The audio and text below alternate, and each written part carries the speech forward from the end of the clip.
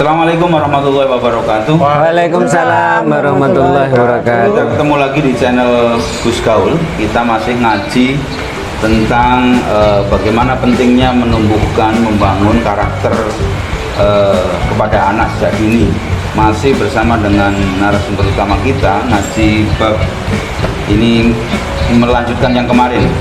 Setelah kemarin dari rumah berjalan menuju sekolah, sekarang di sekolah itu adabnya anak harus seperti apa akan disampaikan oleh Dr. Haji Miftahul Khairi dosen Yayan Ponorogo, dan kita masih kedatangan tamu istimewa Mbak Indara. Assalamualaikum. Waalaikumsalam. Ya, Mbak, kita nanti akan mengulas pengalaman ketika sekolah atau pada saat ini menyiapkan putra-putranya untuk sekolah dan lain-lain, dan mendidik mereka bagaimana di sekolah harus seperti apa. Ternyata ada adabnya juga, ini nanti disampaikan oleh Dr. Miftah. Monggo Pak Miftah. Terima kasih. Adabut tilmid fil madrasah. Adab seorang anak ketika di sekolah gitu ya. Kita tahu bahwa sekolah yang baik itu adalah sekolah yang meninggalkan banyak kenangan ya. Kenangan-kenangan ya? Iya. Kenangan indah paling asik. Iya. Kalau yang terkenal dulu kan ada lagu-lagu dicak-cak di dinding ya. Iya. Hari ini kita akan membahas apa yang seharusnya dilakukan oleh anak-anak ketika sudah sampai di sekolah. Idza wasalatil mid ila madrasatihi yamsahu khidaahu bil mimsahah. Jadi kalau mau masuk ke kelas, sudah sampai di madrasah, hendaknya jangan lupa sepatunya itu ditaruh di atas keset biar bersih, nggak ada kotoran yang masuk ya. Kalau periode yang kemarin kan ada beberapa sekolah itu begini Mbak Indah, karena mencari ilmu itu dianggap sebagai proses yang bersih ya. Itu sampai di salah satu tempat itu di depan kelasnya ini ada pancuran air gitu ya. Jadi anak-anak lepas sepatu, kemudian ngambil air wudhu, jadi kelasnya ini bersih gitu ya.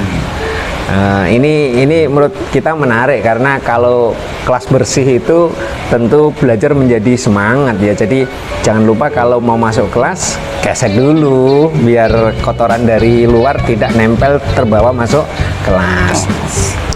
Tsumma yadhabu ila qismihi fayaftahu babahu bilutfin wa yadkhulu biadabin. Jadi kalau sudah sampai di lingkungan sekolah, hendaknya keset dulu, kemudian kalau mau masuk ke kelas jangan lupa buka pintunya yang pelan-pelan saja, nggak usah marah. Kan biasa ada yang iya, bawaannya dari rumah mungkin karena emosi gitu ya.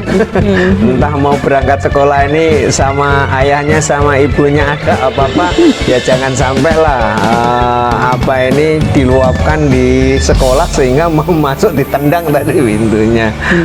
Ini kayaknya bagaimana kita diajari kalau mau masuk kelas saja pintunya harus dibuka dengan lembut, dia nggak boleh dibanting. Mau masuk kelas juga harus pakai adab. Apa itu? Wa yusallimu ala zumalaihi wa yusafihuhum. Jadi kalau kemarin sudah kita sampaikan, hendaknya kalau ketemu dengan teman-temannya jangan manyun, tapi salaman dulu, kemudian mengucapkan salam, assalamualaikum, terus salim, kira-kira seperti itu. Dengan gurunya maupun dengan temannya. Tapi ngomong begini Bu Indah, ketika mungkin usia sekolah dasar kan, karena kita belum tahu ya, kan biasa kalau sudah gede itu biasa cipika-cipiki ya.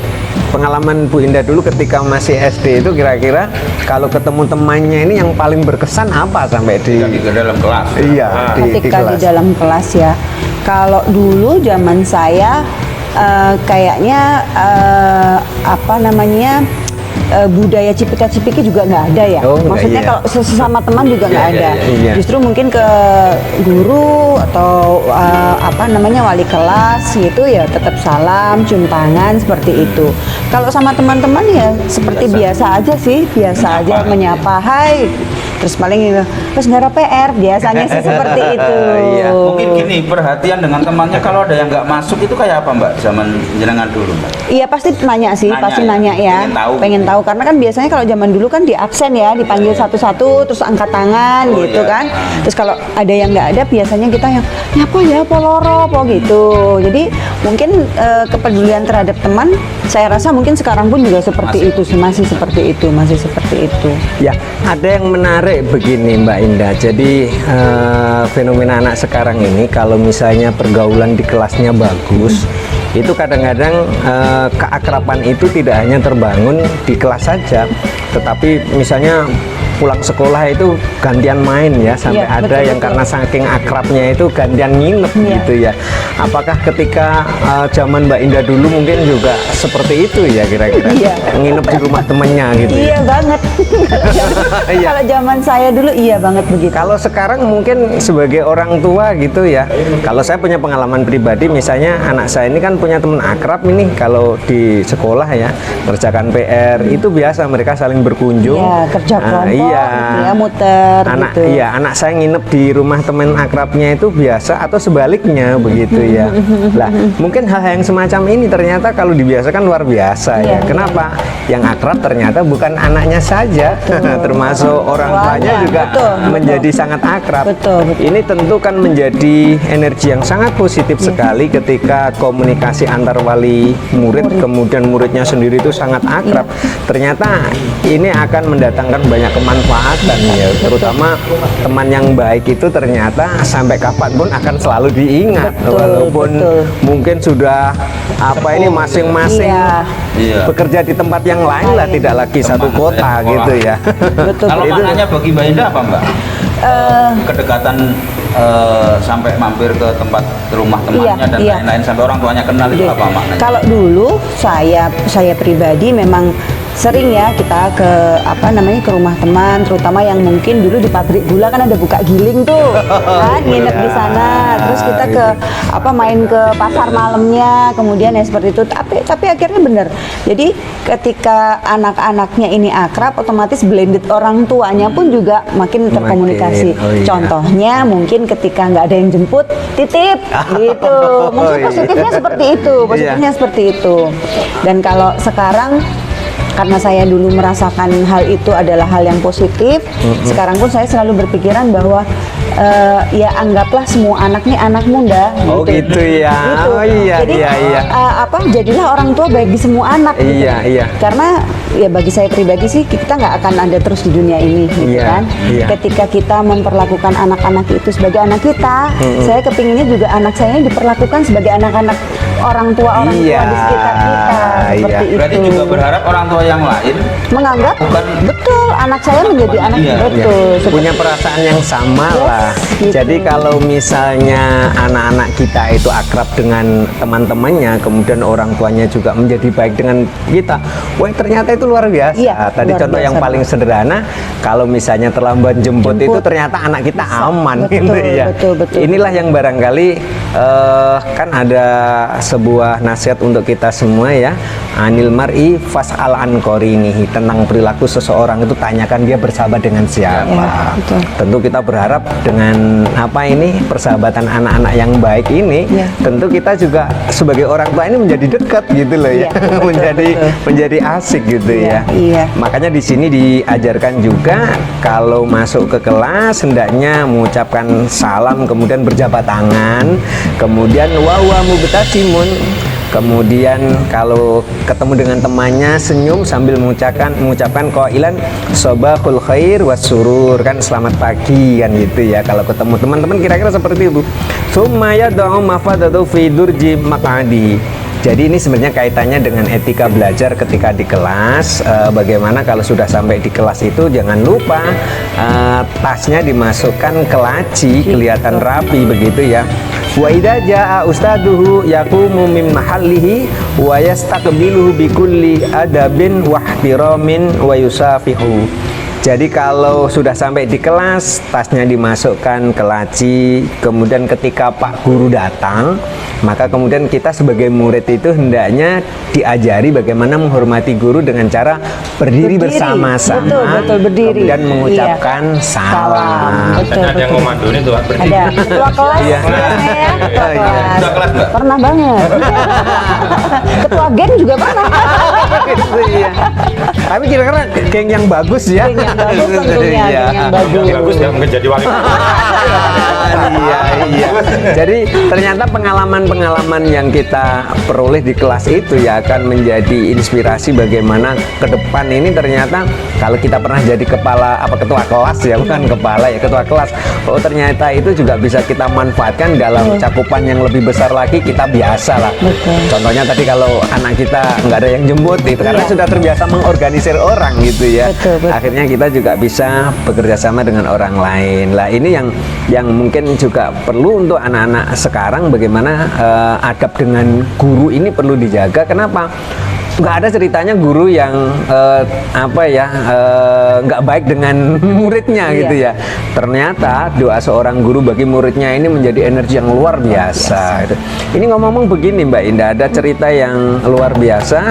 Hadratus Syekh Basim Asy'ari itu beliau pernah puasa 3 tahun berturut-turut ya. Kemudian 1 tahun pertama itu beliau mempersembahkan puasanya itu untuk mendoakan dzurriyyahnya, anak turunnya. Kemudian di tahun kedua beliau mendoakan agar pesantrennya itu tetap kokoh berdiri. Yang luar biasa ini beliau puasa di tahun yang ketiga, ternyata puasanya itu dipersembahkan untuk para santrinya. Subhanallah kan itu ya. Jangan-jangan itu ternyata punya kekuatan spiritual yang sangat luar biasa, kebaikan seorang guru untuk mendoakan para muridnya ini mendapatkan ilmu yang berkah. Lah, inilah yang barangkali kenapa seorang murid harus hormat kepada gurunya itu, berharap mendapat barokah ilmu, kira-kira seperti itu ya. Ini Semoga guru sekarang juga ya tetap harus begitu ke murid-murid. murid-muridnya.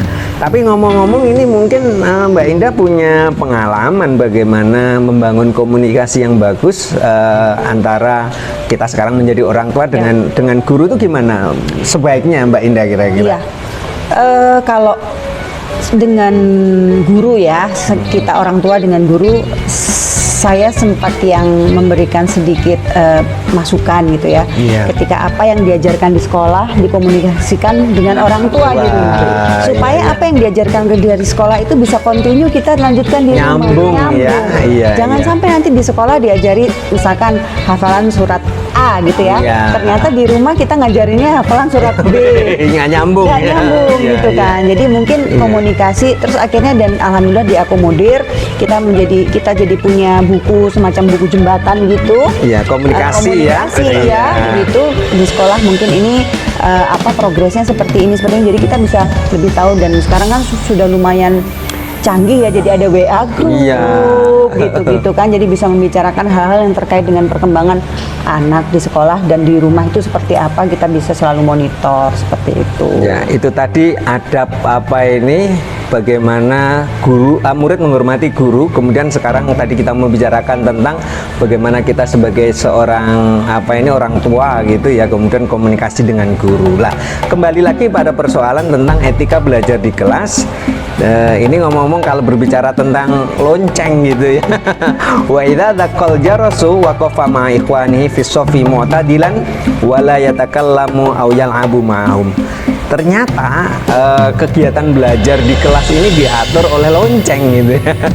Apabila lonceng sudah berbunyi, maka sebaiknya murid itu harus berhenti bermain ya. Berhenti bermain karena ini sudah waktunya masuk, Mas Rahman. Iya, teng waktunya masuk gitu. Apa yang harus dilakukan? Sebaiknya duduk dengan duduk yang rapi gitu ya. Sudah tidak ada lagi waktu untuk main lagi kecuali ketika nanti istirahat gitu ya.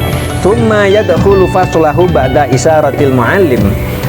Setelah apa ini semuanya duduk dengan rapi, kemudian apa ini mempersiapkan diri untuk belajar, maka ikutilah bagaimana isyarat guru yang akan diberikan kepada murid dengan cara bagaimana bikulli hudu'in wasukunin, dengan menerima perintah itu dengan sikap yang lembut, kira-kira seperti itu ya, nggak boleh lagi gaduh. Tapi yang namanya anak-anak kadang-kadang kan ada usilnya juga gitu ya, sudah disiapkan ternyata kan gitu ya. Ada saya tuh punya temen, ini biasanya kalau sudah disiapkan tuh ada saja yang dia lakukan gitu ya. Di antaranya biasa kalau dulu itu ada teman-teman tuh biasa kalau mau masuk kelas itu kan yang pakai karet itu loh. Kadang-kadang temannya sudah siap itu dijepret pakai karet kan. Dilempar kertas. Iya. Ada juga yang sampai bahaya tuh tempat duduknya dipindah. Gitu. Ingat. Juga ada pembahasan ternyata etika berteman itu salah satu yang dilarang adalah ketika temannya mau duduk tidak boleh kursinya ditarik karena itu membahayakan. Betul. Maka di sini dijelaskan faya kesidu maq'adahu wa yajlisu jilsatan thayyibatan. Jadi kalau sudah dipersilahkan oleh guru untuk masuk kelas, hendaknya duduk di kursi yang sudah disiapkan dengan duduk yang baik, tidak lagi kemudian mungkin ada yang ketika masuk kelas itu kan karena mungkin dari rumah suntuk mbak, tangannya ditaruh di bawah dagu kan itu ya. Mungkin ada yang tanya gini, ora disangoni tuh kan itu nggak dikasih apa ini, nggak dikasih uang tuh. Tapi kalau anak-anak sekarang ya kayaknya mungkin tidak hanya sekedar uang, kalau mau berangkat ke sekolah itu bekalnya mungkin sudah bisa banyak gitu ya. Tapi itu Mbak, mungkin yang harus disampaikan ke anak-anak itu tadi yang menarik dari pernyataan Mbak Indah, misalnya bagaimana kita menganggap temannya anak kita ini ya seperti layaknya kayak anak kita sendiri ya. Jadi kalau membawa bekal itu sebaiknya bagaimana? Bekalnya diperbanyak atau gimana Mbak Indah? Dulu sebelum COVID ya, kebetulan anak saya yang SD ini sudah kelas 3. Jadi waktu dulu kelas 1 sebelum COVID awal-awal itu kita bawa spare-nya, jadi bawa misalkan bekal itu misalkan roti tawar ya itu dibelah 2 gitu, jadi memang ada esensi untuk berbagi seperti itu gitu. Cuman setelah COVID ini kan memang tidak boleh ada prokes ya. Ada prokesnya. Ada prokes. Cuman pembelajaran dan juga edukasi seperti itu alhamdulillah kalau saya pribadi, karena memang dulu saya merasa bahwa oh aku sering dibagi, oh aku sering, jadi dikasih, akhirnya ke anak-anak pun juga mengajarkannya seperti itu. Ya, perasaan ini mungkin memang harus kita kita tularkan ke anak-anak ya, karena ini adalah satu adab yang bagus begitu. Karena sejatinya kalau orang itu nggak pernah punya pengalaman berbagi kepada orang lain, sekalipun nanti sudah sukses itu kayaknya juga susah untuk bisa berbagi. Maka di pertemuan sebelumnya itu kemarin kita bahas bahwa anak menjadi suka berbagi dengan orang lain itu memang karena dicontohi gitu ya. Tetapi kalau kemudian nggak pernah dicontoh ini kayaknya juga susah untuk bisa berbagi. Maka bagaimana anak-anak ini memiliki kesediaan untuk berbagi jajan dengan teman-temannya itu memang kita sebagai orang tua memang harus nyiapkan Mbak Indah ya. Betul. Jadi kalau kita support, misalnya begini, kalau bawa minuman jangan hanya satu misalnya, setidaknya mungkin 2 atau 3 agar dia mungkin bisa membagi itu dengan temannya yang lain. Kenapa? Karena kalau anak ini kita biasakan untuk berbagi dengan orang lain, mungkin perasaan sosialnya ini yang kemudian nanti akan berkembang dan bermanfaat. Tetapi kalau kemudian nggak dikasih bekal yang lebih, jangan-jangan temennya kekurangan minum sendiri aja kayaknya. Ya, pemirsa yang berbahagia, kalau tadi sudah kita sampaikan bagaimana ketika sampai di kelas itu nggak bolehlah menunjukkan wajah yang susah, misalnya tangannya ditaruh di bawah dagu begitu. Kenapa? Biasanya kalau mau masuk kelas ini energinya sudah nggak powerful, itu bisa jadi nanti menerima pelajarannya itu setengah-setengah begitu men. Pernah nggak mungkin Mbak Indah punya pengalaman mau masuk ke kelas mungkin karena kurang tidur kali ya, atau mungkin dari rumah ada sesuatu yang ketinggalan. Iya. Nah, ini Mbak Adan gimana kira-kira, pernah punya pengalaman sudah nyampe sekolah mestinya ikut proses pembelajaran menyenangkan, tetapi kemudian karena ada sesuatu nggak semangat, gimana Mbak? Mungkin pernah ya, cuman saya secara spesifik nggak keinget ya tentang apa gitu. Iya. Tapi kalau saya bisa sedikit mereview dulu pelajaran olahraga tuh di hari Jumat. Iya. Biasanya setelah pelajaran olahraga itu nyerapnya pelajaran setelah olahraga itu ada pelajaran lagi, karena olahraga kan pagi sampai istirahat pertama. Biasanya istirahat pertama itu kita masih tetap main-main. Nah, setelah itu ada pelajaran yang di dalam kelas itu sudah nggak begitu konsen karena satu capek, yang kedua harus ganti baju keringetan segala macam gitu kan. Nah, itu mungkin yang tidak maksimal. Kalau saya lihat anak-anak mungkin memang awal dari bad mood itu adalah ketika pagi dia dibangunkan dengan baik. Misalkan mungkin sholat subuh, kemudian misalkan dia tidur lagi, dibangunkan, Kak, Adik, yuk kita bangun gini. Misalkan belum mau mandi, oke, tunggu ya, berarti kasih waktu, Mama kasih waktu 5 menit atau 10 menit untuk mereka mandi gitu ya. Kalau di manage dengan baik di paginya, insya Allah sampai malamnya ini itu. pesan juga bagi para orang tua. Yes, betul. Jadi mulailah paginya anak-anak itu dengan cerah ceria, yang menyenangkan, suasana yang cerah ceria. Insya Allah sepanjang hari dia juga akan memberikan sesuatu energi positif kepada kita. Akan fresh ya. Betul, gitu.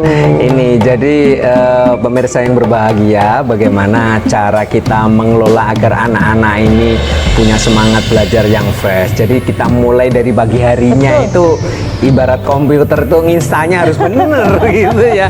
Jangan kemudian mau mandi, berangkat mandi sudah perang. Itu sampai malam nanti pasti jadi akan ini ya, akan berdampak ke sekolah juga begitu. Pulang sampai di rumah yang diingat, tadi mau berangkat sekolah dimarahin. Biasanya. Kalau pesan untuk guru selama di dalam kelas agar anak selalu ceria dan mau pelajaran gimana? Iya, kalau guru kan sekarang jauh lebih banyak ini ya, ilmunya, kemudian bisa lebih dalam artian kekinian dalam hal yang positif. Saya rasa tinggal bagaimana guru itu berkomunikasi dengan anak-anak. Tapi saya yakin semua guru itu pasti niatnya pasti baik untuk memberikan ilmunya, menularkan ilmunya. Cuman dengan cara yang berbeda-beda karena pembawaan guru juga akan berbeda-beda, gitu kan? Iya, betul. Kalau dulu itu sebenarnya begini, kalau guru kita galak pun ya, mohon maaf ya. Misalnya itu sebenarnya dalam rangka untuk kita agar menjadi baik. Saya ingat betul kalau yang namanya guru matematika ini kalau nggak hafalan perkalian itu killer ya gitu ya. Punya pengalaman yang sama. Tapi sebenarnya untuk kebaikan kita. Nah, itulah yang disiplin lah. Hari ini mungkin tadi seperti yang sudah disampaikan Mbak Indah bahwa guru-guru kita hari ini mungkin luar biasa ya.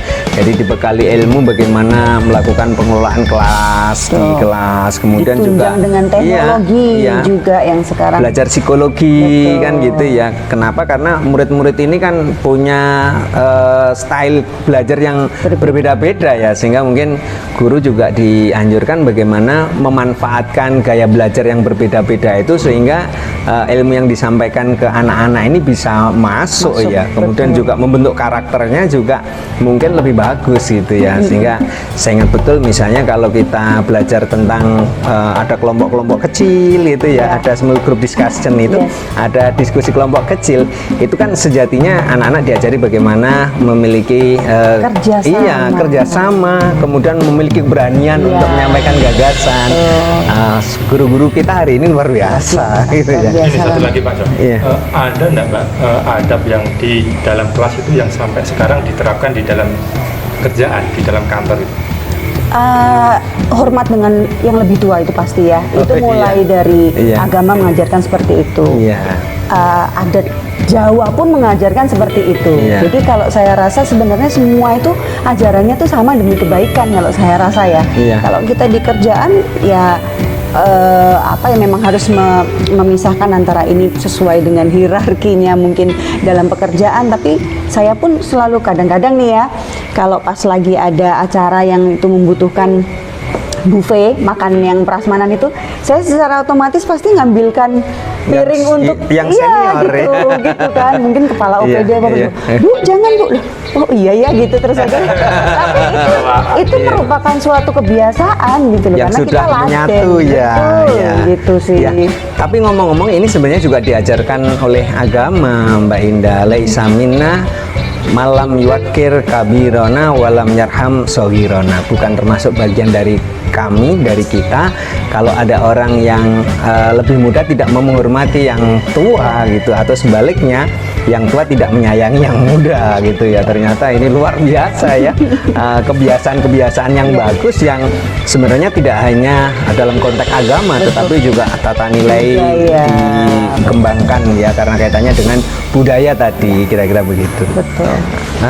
Saya kira begitu pemirsa yang berbahagia. Alhamdulillah episode kali ini kita dihadiri oleh tamu yang spesial, beliau Ibu Indah Raya gitu ya, Wakil Wali Kota Madiun. Alhamdulillah sudah bersamai kita dalam rangka membincangkan tentang bagaimana pendidikan karakter ya anak-anak, baik dari mau berangkat ke sekolah, kemudian bagaimana ketika belajar di sekolah. Oleh karena itu agar pertemuan kita pada kesempatan kali ini senantiasa diberkahi oleh Allah Subhanahu wa taala, mari kita bersama-sama bermunajat, mudah-mudahan ilmu yang kita pelajari senantiasa memberikan barokah dan manfaat.